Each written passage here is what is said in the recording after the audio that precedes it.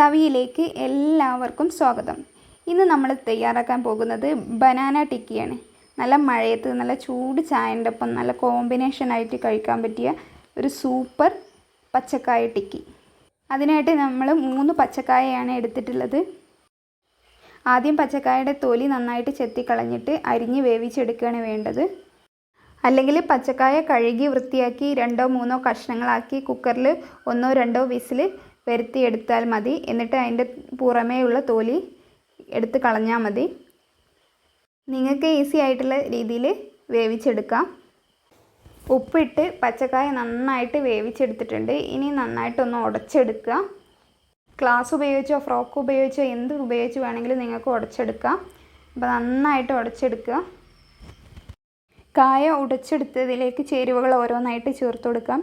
ഒരു വലിയ ഉള്ളി ചെറുതായി അരിഞ്ഞത്, കുറച്ച് കറിവേപ്പില, കുറച്ച് മല്ലിച്ചപ്പ്, ഒരു ചെറിയ കഷ്ണം ഇഞ്ചി ചെറുതായി അരിഞ്ഞത്, 1/4 ടീസ്പൂൺ മഞ്ഞൾപ്പൊടി, 1/2 ടീസ്പൂൺ മുളക് പൊടി, 1 ടീസ്പൂൺ മല്ലിപ്പൊടി, 4 ടീസ്പൂൺ അരിപ്പൊടി,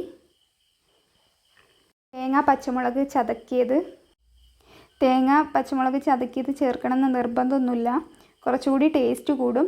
അതിന് പകരം പച്ചമുളക് ചെറുതായിട്ട് അരിഞ്ഞ് ചേർത്ത് കൊടുത്താൽ മതി. ഇപ്പം നമ്മൾ നന്നായിട്ട് കുഴച്ചെടുത്തിട്ടുണ്ട്. ഇനി നമുക്കിത് പൊരിച്ചെടുക്കാൻ ആവശ്യമായിട്ടുള്ള ഷേപ്പിൽ റെഡിയാക്കിയെടുക്കാം.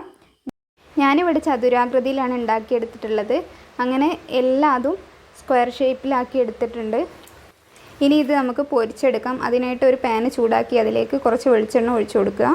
എന്നിട്ട് വെളിച്ചെണ്ണ ചൂടായി വരുമ്പോൾ ഓരോന്നായിട്ട് ഇതിലേക്ക് ഇട്ട് കൊടുക്കുക. എന്നിട്ട് നന്നായിട്ട് ബ്രൗൺ കളറായി വരുന്നവരെ ഒന്ന് ഫ്രൈ ചെയ്തെടുക്കുക. നമ്മളിത് എണ്ണയിൽ മുക്കിയിട്ടല്ല പൊരിക്കുന്നത്. ഒരു സൈഡ് മാത്രം മുങ്ങി നിൽക്കാൻ മാത്രമുള്ള വെളിച്ചെണ്ണ ഒഴിച്ചു കൊടുത്ത് ജസ്റ്റ് ഒന്ന് പൊരിച്ചെടുത്തതിന് ശേഷം കുറച്ച് മറിച്ചിട്ടതിന് ശേഷം കുറച്ച് വെളിച്ചെണ്ണ കൂടി ഒഴിച്ചു കൊടുക്കുകയാണ് ചെയ്യുന്നത്.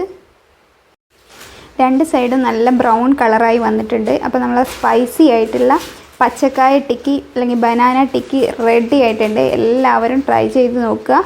നിങ്ങളുടെ അഭിപ്രായം കമൻറ്റ് ചെയ്യുക. മറ്റൊരു നല്ല റെസിപ്പിയുമായിട്ട് നമുക്ക് വീണ്ടും കാണാം.